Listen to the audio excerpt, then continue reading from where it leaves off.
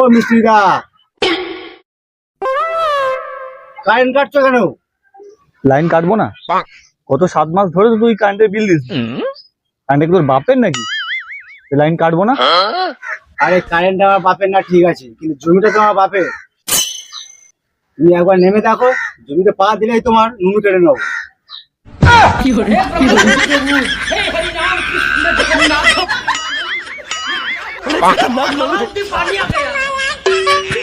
মজার মজার ভিডিও পেতে সাবস্ক্রাইব করে দিন।